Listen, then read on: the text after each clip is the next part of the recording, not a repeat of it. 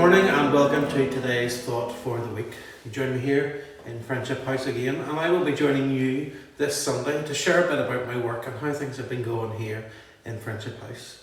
And I know in church recently we've been thinking about being called and how God calls us. And I don't think it's any coincidence that our sort of motto here in Friendship House is called to follow, commanded to love. So I'll be touching a bit on that on Sunday as well. But I wanted to think today about being called and who we follow.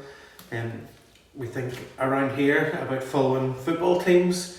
It's a question I'm quite often asked by a lot of the boys, particularly, who I follow in football. Now, I'm quite happy to reply with I follow Linfield because that's the team around here. I don't really follow English football, although I am doing quite well in the Fantasy Football League from Youth Fellowship, which I don't understand because I haven't actually watched a Premier League match this year. But anyway, and there's lots of other people that we can follow or things that we can follow. We can follow sports teams, we can follow maybe fads and things like that. We can follow a particular style of living, and people follow diets and those sorts of things. There's lots of things that we can follow.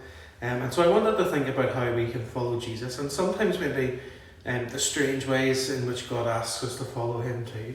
There's an account in all four of the Gospels of Jesus calling his disciples to follow him and to make fishers of men, and we're probably very familiar with that phrase.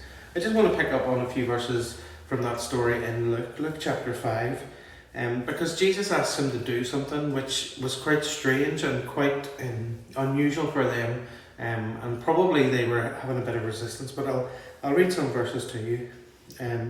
So Luke chapter 5, verse 3.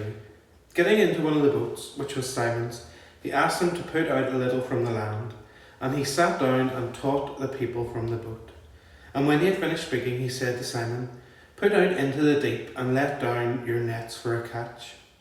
And Simon answered, "Master, we toiled all night and took nothing, but at your word I will let down the nets."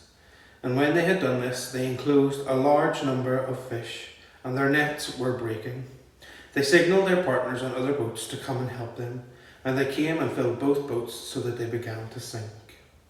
And after that, Simon realises who Jesus is, and Jesus calls him to be a disciple and to follow him and to become a fisher of men. But that first step of trusting in Jesus, even when things maybe seem a bit counterintuitive, these were professional fishermen. They'd been out all night and caught nothing.